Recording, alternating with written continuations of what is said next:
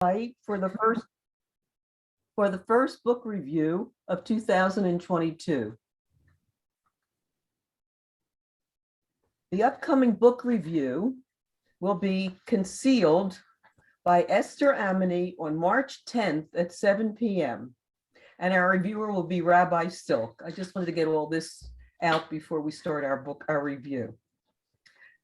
And now I'd like to introduce you to Dr. Susana Paoloski, who is a Sisterhood member that made Houston her home in 1970.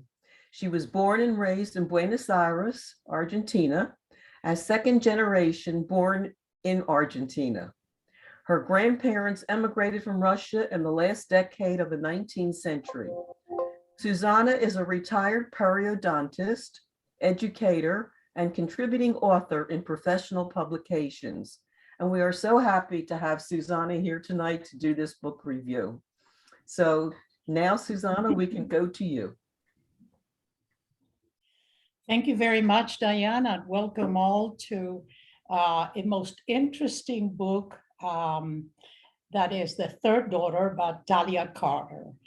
The book has not only a very interesting plot and a lot of historical background, but it talks about issues that are still current today.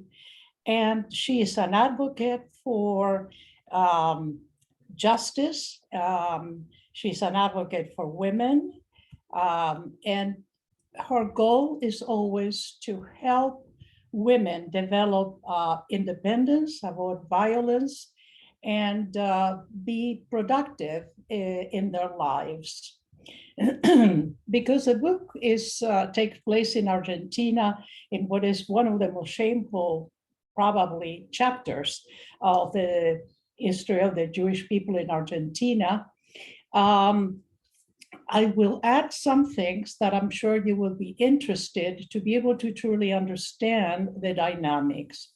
As you can see, I'm going to have a PowerPoint, and I will appreciate if at the end you can put questions on the chat and I will try to answer them.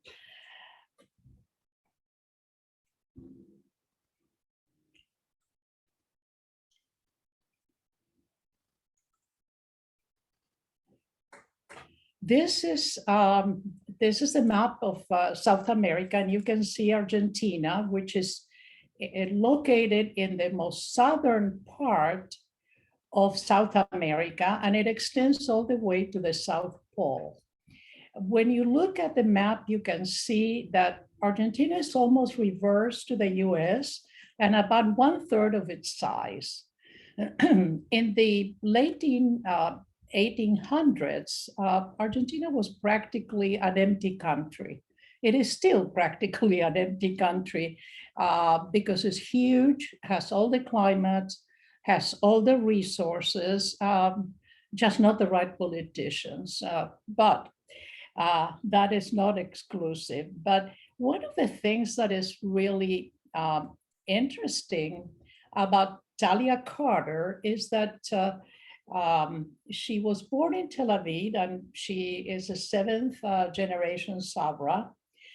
She served in the IDF, and she started with a BA in sociology, which I think is what piqued her interest on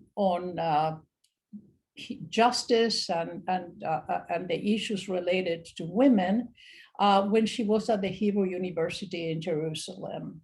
She has a master's in economics from NYU in Stony Brook. There are two descriptions that are very interesting, how they define her. She's an activist, feminist, and humanitarian who gives a voice to those without one. And also, she is a master storyteller who enters arenas never explored before.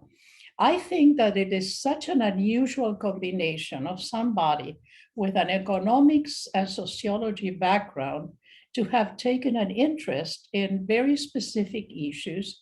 And the way that she tries to fight for those issues is through her books. It is quite obvious that she has found her call, because before she was in the business world, she was a publisher for Savvy Woman magazine.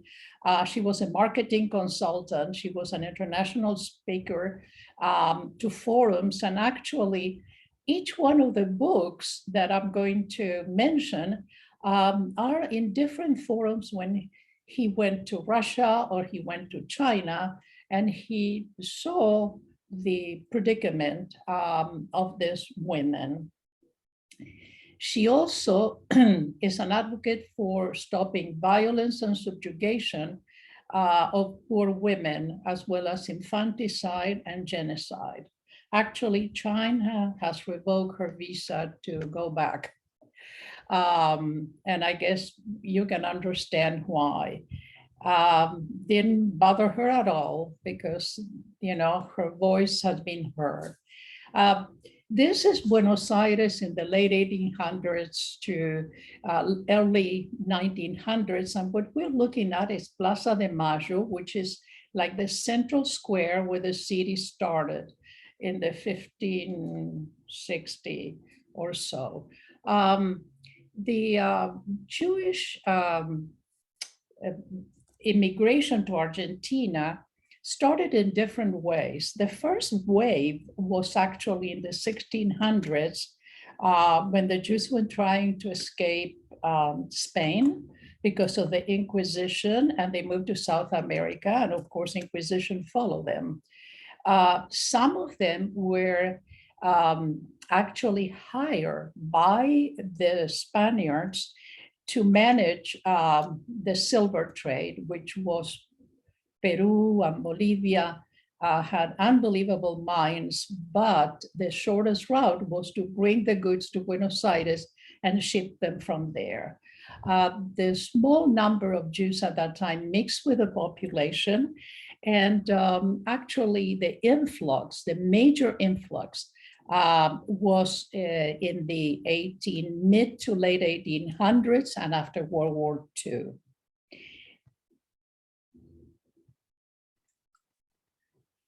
The immigrants arrived to the port of Buenos Aires in 1889, primarily from Eastern Europe and Russia. And the note on the original photographs say, so they came here hoping to start a family. Differentiates the Jewish immigrants because they were there to build a life. There were many other immigrants from Europe and also from other countries like Philippines that came only to make money and return to the original countries. But that was not the case of the Jews that had actually no place to go. Because we're going to talk about all of the real bad people, I would like to make a point first to talk about a hero. Baron Maurice de Hirsch, which was a very wealthy banker and philanthropist, was always in support of Jewish education and resettlement.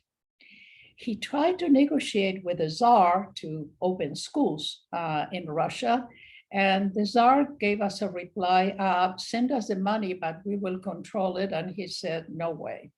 So he founded and financed a nonprofit Jewish Colonization Association that actually started to work to purchase large tracts of land in different areas where he thought will be a country for the Jewish people.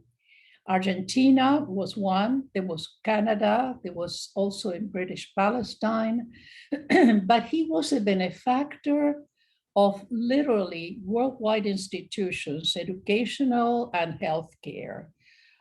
He and his wife had two children that unfortunately did not survive. They died at a young age. And so they devoted their energies, first him, and then after he passed away, his wife continued, because they realized the only way to solve the problem of the Jews in Europe was to find them a place that they could make a life and a living. one of the things that is interesting is when you look at the colonies, and that is an early photograph, this probably is in the 1890s, when in 1889, the Jewish immigration arrives to Argentina, they settle in primarily one province called Entre Rios, which means between rivers. And that is very much the shape of the Mesopotamia in the Middle East. Actually, he was not the only one that has his eye in creating there a country for the Jewish people. Among the colonies, some of which still exist and they're very viable, are Moisesville, Lapin, San Gregorio, Villa Dominguez, Villa Clara. And in the 1895 census, it shows that there are 6,085 people in Argentina identify as Jewish, and 64 of them live in that province. I have two members of my family whose ancestors arrive into those colonies, and the life in the colony is the most interesting, to the point that a Jewish writer by the name of Alberto Gershunov published in 1910 a story talking about the gauchos judíos, because when you go to the country, between the gauchos and the Jews, they learned how to live together. They respect each other. And there were many gauchos that spoke Yiddish because it was the only way to communicate with them.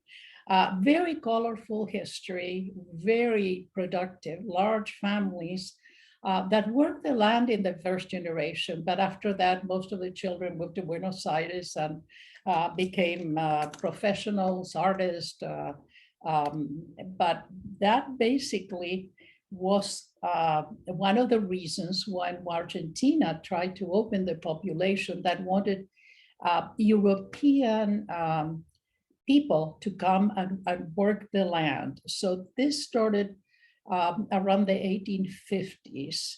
At that time, the country was totally empty, you know, because 1/3 of the people live in Buenos Aires and the rest was empty.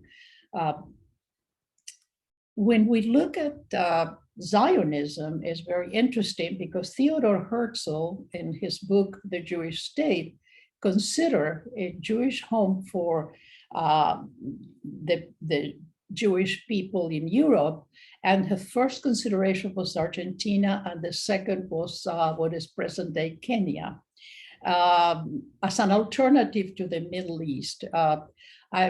Can you imagine what it would have been and how the future would have changed? But going back to the third daughter, the third daughter is actually a very frightening journey into the New World by a young woman lured from Russia to Buenos Aires to be enslaved and have to make her living as a prostitute.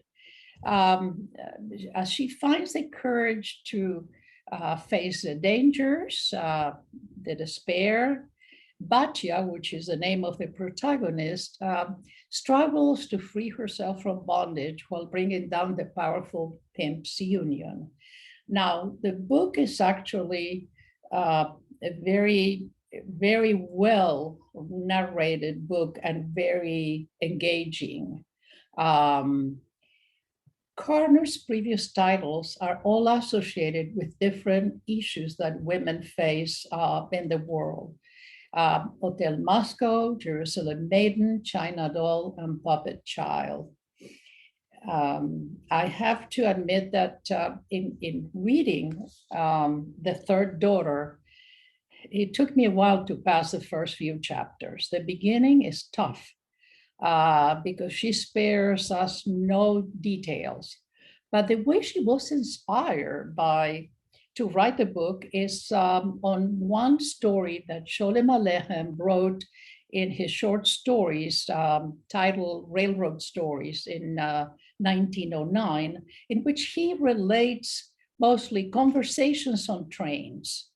Now, he wrote that as a tribute to the 150,000 to maybe 200,000 women that were lured into slavery, and what the suffering was and how they got their courage to fight back, and a fair number took their lives. These were young women, raised Jewish, very traditional, that they thought they were marrying this man, but actually that was not the case. So the third daughter is a fictional historical narrative because CARNER did a lot of very accurate research, and to get these people from Tsarist Russia into Buenos Aires. They are about 400 pages, and as I say, some passages are difficult. Difficult because you can understand that this is still happening today, and how these people are in a position that once that they are in, there is no way out.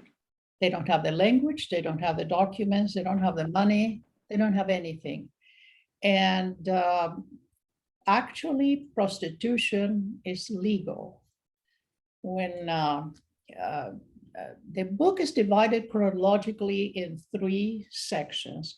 The first section is in Russia, and the two between 1893 and 1895 take place in Buenos Aires.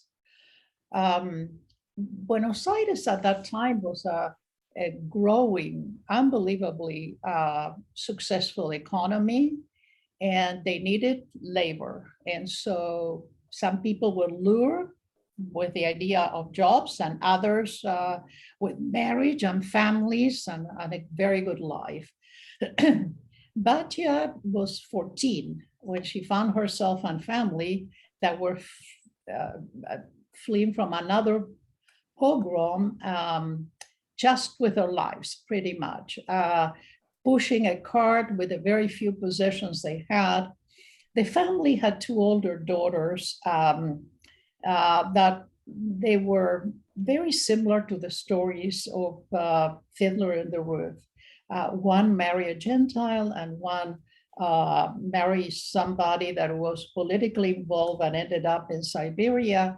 So at home, they were left just 2, and TALIA will be the third, and there is a younger one.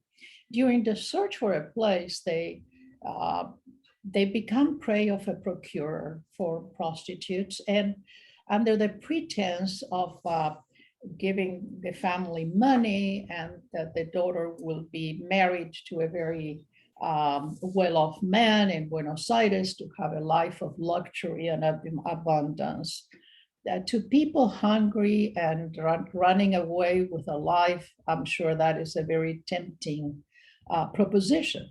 The mother is not really into it. She's reluctant, and she brings up some excellent points, but the father and the circumstances finally get their way. So Batya very soon realizes that this is not a dream, it's a nightmare. They had promised that she will not be married until the age of 16. But as soon as she gets to the first place, which is with the quote unquote husband, he rapes her. And so also she is has to work as a prostitute. And the punishments were pretty horrific for those that did not follow the line. Now, MIGDAL is one of the worst stains in the Jewish history in Argentina. This was an association of pimps that run legal and regulated brothels in Buenos Aires, Rio de Janeiro, and Montevideo. Buenos Aires being very prosperous and vibrant, prostitution being legal and very profitable. In a country of immigrants, the majority were men that came along, either because they came to seek a fortune or they came to earn enough money to bring their family. That was a very lucrative business. But her faith, her Jewish faith, never abandons her. And it's really interesting how she manages to do Shabbat candles and how she manages to mourn the dead and the things that are important to her. But as the years pass, she actually bonds with her sisters in the brothel, and some of the events are very interesting because it shows the different avenues that some of them go, shows the punishment for those that don't obey. It shows the burden on every sister for their, like a big sister, little sister kind of association. And you know, you can see how she grows as a person and as a woman. She was very clever, not to say that she could read and write in Yiddish. And that was one of the main advantages. The majority of these girls were illiterate and uneducated and very naive. And the descriptions are very colorful and very historically accurate about the life in the brothel. Now, she also brings in, as part of the story of tango, which is the Buenos Aires tradition, and starts and grows in the brothels that became almost like men's clubs. The tango brings for her an opportunity to be well known and recognized because she gets so good that she participates in contests and other things, and also because the pimp or the kaftan, like they call it, can see that a prostitute that had, you know, some recognition in other fields will bring more clients and more money. There are some good parts too, in which these women are taken to theaters and dinners and parties, but they are more taken kind of to show the merchandise than anything else, and also because there's always a very healthy competition between the pimps. Not all brothels are of the same level. Some are very fancy and some are very primitive. And in some of them, they say that some women have to see up to 70 men a day just to be fed. In the coming years, we see the demise of MIGDAL, 70 years between the time it started until it was brought down. And it was brought down in 1919 by one prostitute that exposed the organization and gave all of the names and all of the addresses and everything else.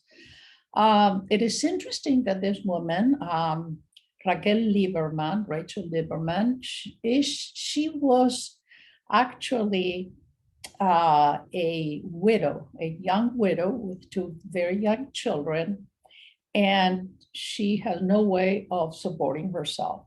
She was not a candidate to go to an agricultural colony because they were looking for families and specifically for men to work the land. So she decided to put the kids in the care of the family, and she became a prostitute. It is interesting that the organization was so well known and so into everything at the time in the country. They had in their payroll police, judges, politicians, you name it, but also their 25% of the budget at that time for the country was generated in the brothels through fees and taxes.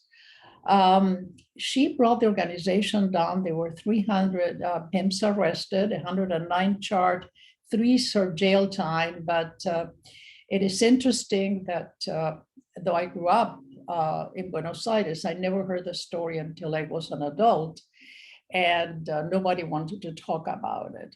But she also contributed to a book, and the book is called La Polaca, which means the Polish woman, that tells a story And in fact, the term Polaka has stayed up to today and equates to Jewish prostitutes.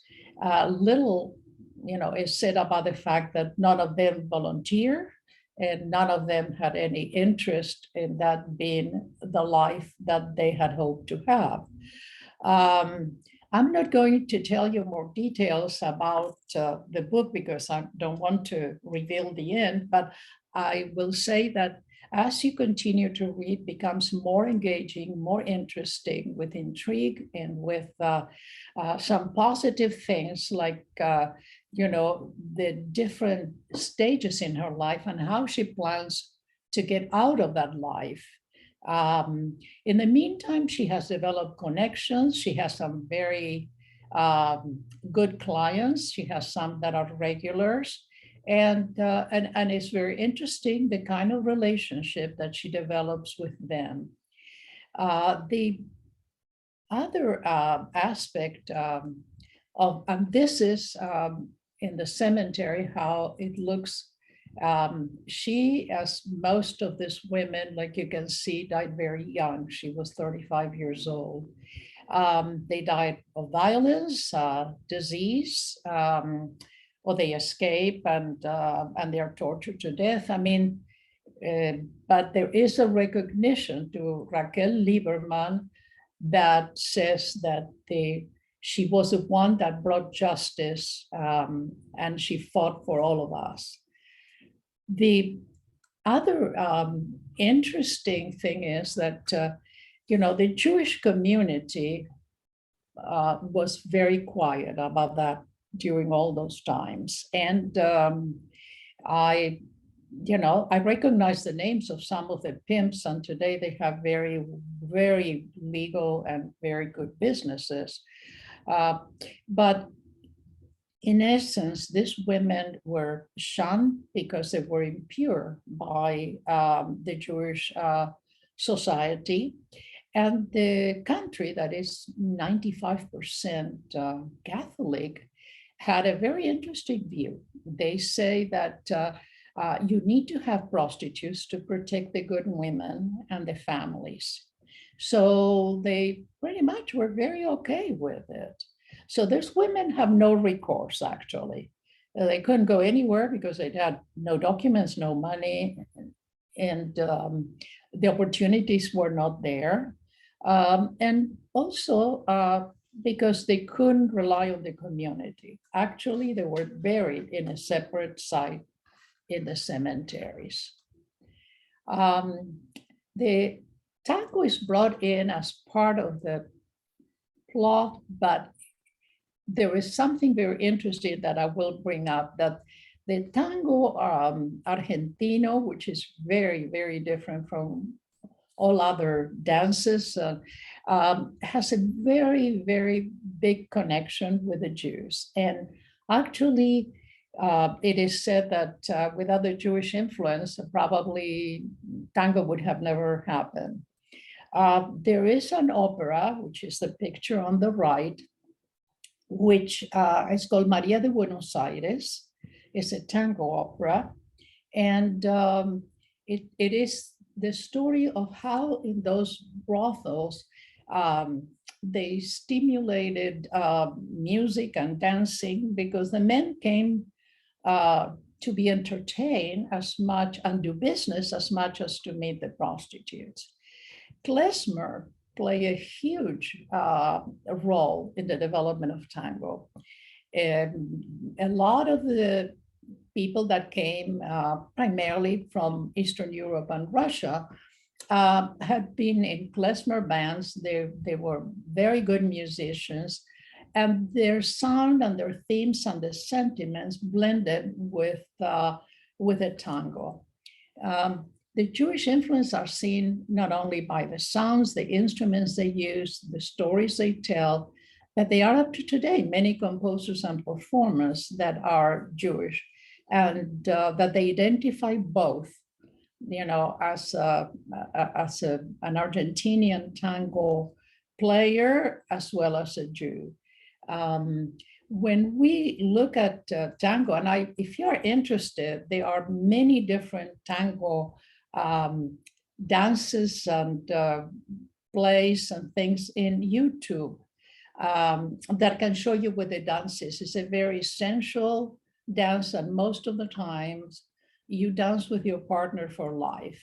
It's not a casual kind of dance. I will say that the tango opera, which was here in Houston in 1991, the author signed this poster that I have, and it's most interesting because most tangos are poetry, actually, with music. So it's not the kind of repetition that we hear today. And some of the people that wrote those tangos were fantastic writers and poets and musicians. Some of them had universal recognition, like Astor Piazzolla, which is that wrote the music for the tango Maria de Buenos Aires. But that tells you how in the culture, this enormous amount of immigrants that arrived within 30 or 40 years put together something that belonged to everybody. Most of the early stages of the development took place on, tenements and brothels, but eventually became a social kind of thing. The music of tango has one instrument that is very specific called bandoneon, which is actually a German instrument similar to concertina. And it gives tango a very special, different sound. Most of the tangos, I have to say, are sad, and they tell stories almost like you will say, bluegrass or something like that, the woman that leaves him, remember the mother. I mean, many of those are kind of like sad themes. But the purpose that the author wrote this book was to bring attention to what trafficking is today and who are the continue to be a supply and demand. It will continue forever. She states that most of these women, and the majority are women, many of them are found because they are in dysfunctional homes and they have very difficult lives and they live in very poor conditions. But through the world, the sex industry is $150 billion a year. And it's larger now than ever before. She also points out that the pimps' tactics have not changed at all. They still lure these women and with promises, and they're still very successful in doing so. In the US, about 1/3 of the prostitutes are native and 2/3 are foreigners. Now, this basically is a form of slavery, and slavery is probably the highest it has ever been, predominantly because most of the slavery is for workers, followed by sex workers, and followed by organ harvesting.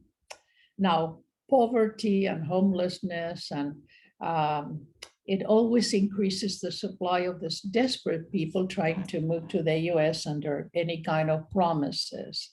Another point that she brings up that it is pretty sad is sex tourism, which is on the rise. Like any business, supply and demand. The demand is there. And for as long as the demand is there, the supply will be found. There are countries that are taking different actions. Like, for example, I think Sweden passed a law in which if there is, sex for money, the culprit is the one that seeks the prostitute, not the prostitute. And that is who they persecute, and that is the one that is publicly exposed. When we look at the story, it's a sad story with some very good endings, but Alex Beller, which is the gentleman that I use all of this beautiful collection of paintings. He was born in Sztetl in Poland in 1914, Grodzisko, and he retired at age 59, living in Paris, where he began painting from his memory of his youth. And as you can see, the last one of the paintings is a look of sadness over what was left of the thousands of years of Jewish culture in Europe that started actually with immigration in the 1800s, but the Holocaust is the one that actually put the final word. The book, I'm going to stop the sharing. Okay. The book actually presents some very interesting moral dilemmas. Most of them, can you see me? Okay. Moral dilemmas about how would you do if you had to bring your family out of a miserable situation? You would do everything that you can. The other thing is that the families never knew about the fate of their children, because the pimps made very sure that they had somebody write the letters back home for them. Most of them couldn't write their own letters, so the girls will tell them what to say, and he would write these fantastic fairy tales. So the parents in Europe thought that the daughters were having the life that they have always dreamed for them, of luxury, of parties, and a life of great success, when in reality they were working prostitutes with very limited future. I know that the book is a very heavy book in some ways, but I think that the ways that the author is conveying the message is very successful. I would like, if you have a question, to put it in the chat and I will try to answer. And also, if there is information you're interested, I will try to find it.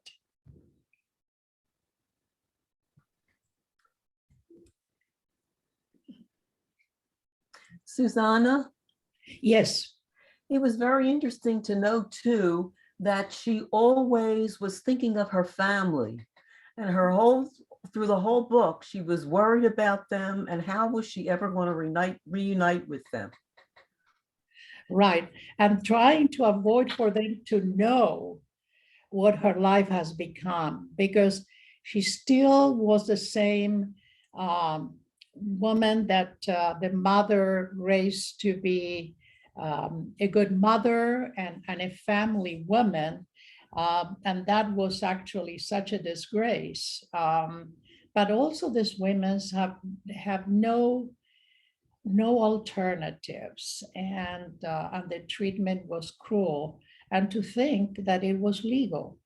I mean, the whole thing, 70 years it took, and it just took one person to bring it down. The situation today is pretty bleak, because with the pandemic, we have an added issue as far as trafficking, that there are many more countries that are suffering terribly And the women, either they are sold by the families or they are, lured for jobs. And Southeast Asia is a major source of slave work and prostitution through the world. And it's not going to change, unfortunately, because the hardship will always be there.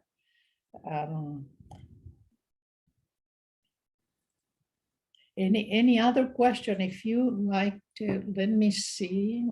I see that there is a question here.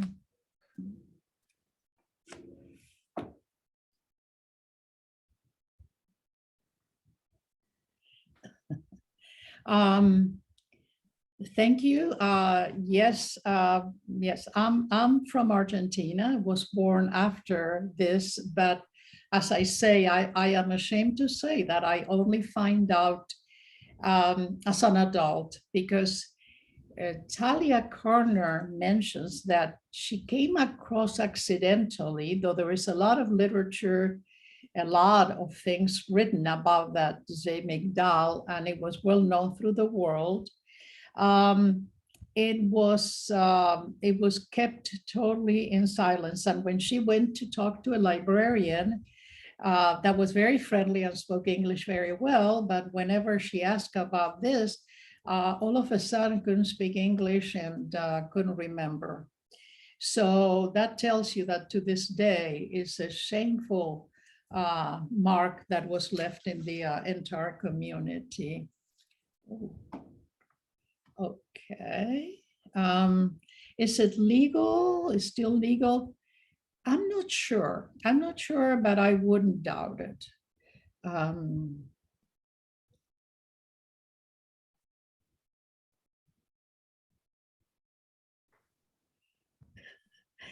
Okay, my pleasure, and I think you will enjoy the book. I encourage you to go from the first few chapters, move on. The first few chapters, I put the book away several times, and the author claims that when she was writing it, that she was crying over her computer because some of the things were sad. Now, she also takes 4 to 5 years to write a book because of the research she does. And she says she doesn't find the topics find her. I find her equally as interesting as an individual. Anna, Yes. this is Joyce Goodman. I asked you the question about if you knew about this growing up in Argentina. I've never been to Argentina. When I started reading that book, I was simply amazed at all the way it all happened. I thought that was simply amazing. It was, Joyce. You know, I didn't know growing up. To be honest, I knew that pretty much as an adult. Uh-huh. And I knew that accidentally because I came across a book that mentioned that. And it was such a shock and such a surprise because the Jewish community was a very prosperous and very large community. Actually, I think it was the third in size in the world. And the majority of these people were hard workers, and the second generation, the children were all professionals, businessmen, very well off. So you would not think that the cruelty from Jew to Jew is very hard to swallow. And but I tell you, it's a beautiful country, and growing up, I had opportunities of all kinds, cultural, educational, and everything and everybody that you can imagine is represented there. And there was always a very good understanding and working relationship between the different communities. Most of us went to public school, no longer true, there are a lot of private schools now, but went to public schools, and then everybody had their own community where they learn about their tradition and things like, there were Jewish schools and there were schools for, German and Polish, and I mean, different cultures, but they all came together, and that blend is what made the country great until you get to the 1940s and 50s, and then a country that was during World War II, at the end of World War II, one of the wealthiest countries in the world, because during the war it sold beef and all kind of agricultural products. So, but they had dictatorships and military juntas, and unfortunately, now it has become a country where the subtle anti-Semitism is now open. In the last 25 years, there had been two bombings. One was to the embassy, the Israeli embassy in Buenos Aires, and the second one was for the Jewish Family Services that was blown away with the help of Iran, and nobody has ever been convicted. The last time when I was in Buenos Aires about 5 years ago, the district attorney was going to present the documentation to prove that Iran is the one behind blowing the center that killed 85 people, injure 300, and destroy a block of the city. And my parents lived about 5 blocks from there. So it's it is a sad connotation, but he never made it to talk to anyone because actually he was killed the night before he was going to present his testimony. Mm-hmm.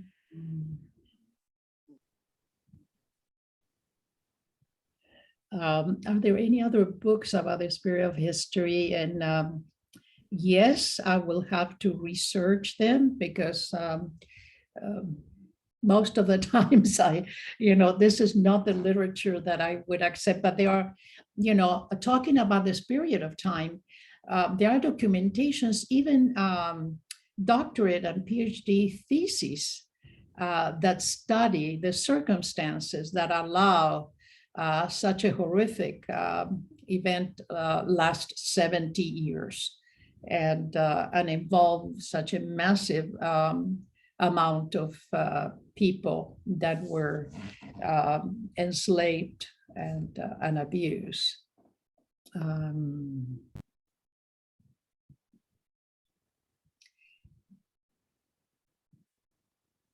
Yes, the white slavery issue is true, and yes, there was pretty much everywhere.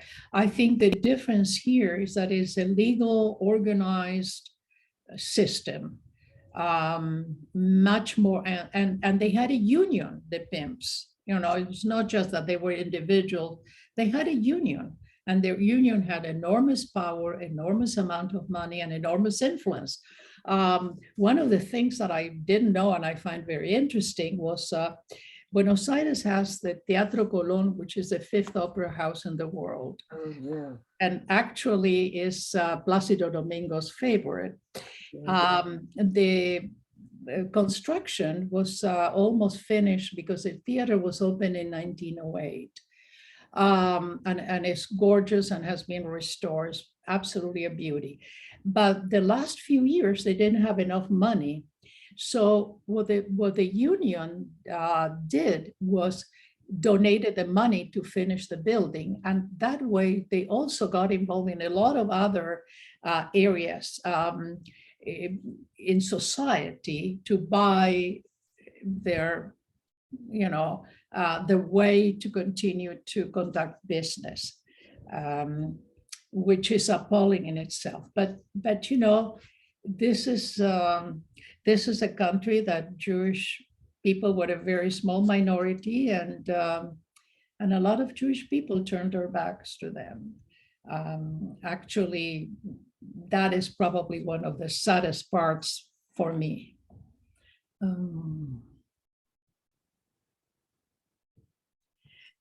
yes, that they were shunned away from the synagogue, and um, I'm not surprised at all, because it's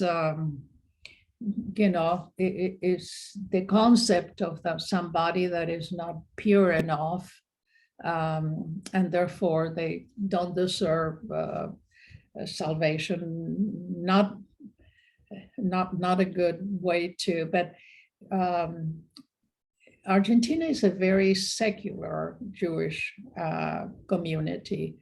Unfortunately, since the year 2000, the Jewish community probably lost half of the people because of economic and political reasons. And so from about 500,000, I think there were, it is reduced to about 235,000 at the last count.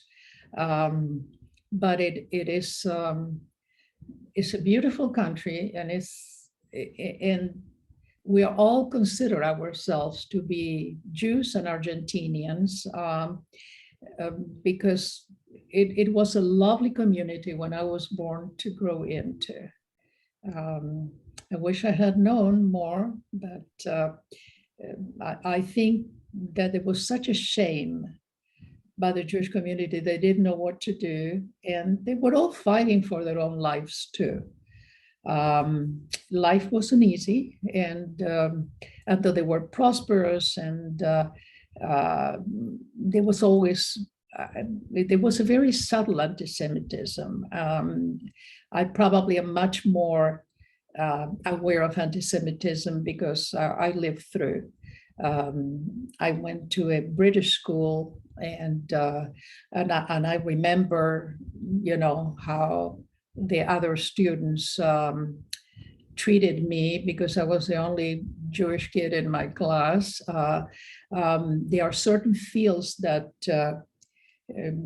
Jews will never go into, and one was the military, and also in the professional fields, the best residencies were for non-Jews.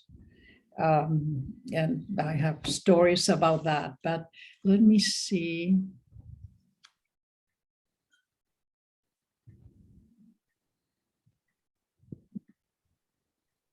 Yes, the story about the building that was blown off, that was such a terrible, but this is not something that an Argentinian will have planned. But as you will know, the same way that Iran is behind all of the violence in the Middle East, Iran has penetrated South America with money, which is always good because, bribes work then and they work now. And they intentionally did that. They tried first with the consulate, and the consulate was a couple of years before. The consulate is in a very elegant part of town, and right across the street is a kindergarten.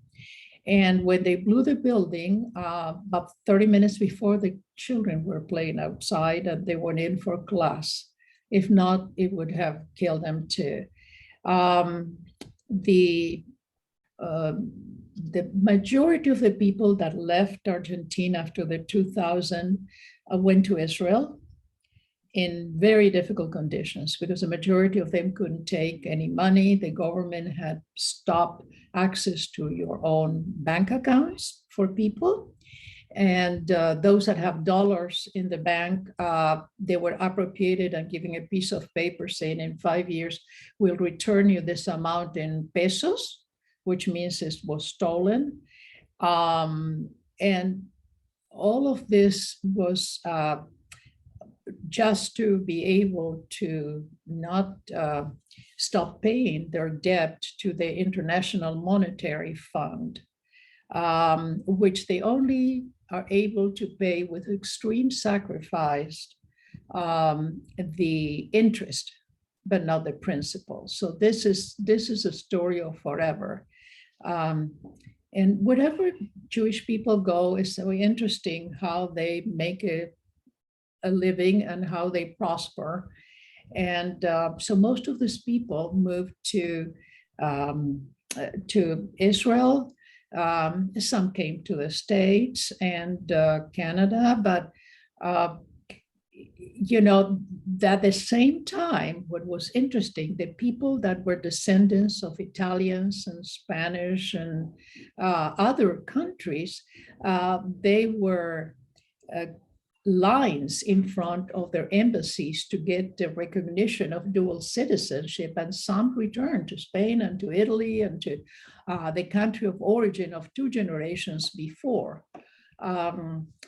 Another little story that I will just mention, because I know that probably my time is up, is that in the 1970s and 80s, there was a lot of repression and military juntas, and very, very difficult. In fact, there were years that our family asked not to go and visit them. But one of the things that happened is that the juntas started to incarcerate and proceeded to torture and kill a fair number of young people that were considered communists. A lot of the women that were incarcerated, and the only thing they needed is to get one that had an address book and then go through the address book and you know, just get all the others that were in that address book. You didn't have to do anything. My cousin's friends, some of them lost their life that way. And what they did is the women became pregnant and they gave the kids away for adoption. And then they drugged them and they dropped them in the river or the ocean. And that was the end. 10 to 20,000 people at that time were killed, and they were all young adults, early 20s probably, university students. A fair number were Jewish too. So, you know, there is a very dark story, and unfortunately, for a country that I am grateful because it gave me culture, gave me an education, gave me all those things, I have to say that the reading was hard, but the realities are harder. I hope that I answered most of the questions, but if not, you're welcome to email me. Diane, thank you very much for inviting me to spend the time with you. And I will encourage you to, when you have time, to go to YouTube and look at some of the tangos. You will be amazed at the dance as it is. Thank you so much for that wonderful, wonderful review. That was really of the book, of Argentina and the history that really let us know what was going on at the time. So thank you, Susana, and thank you to David Tanner, and to everyone who came tonight. We're so happy to have you. Please come to our next one at March 10th, when we have the book of Concealed. That's another very good book that I think you would all enjoy. And thank you again. Happy New Year to everybody, and we'll see you at the next review.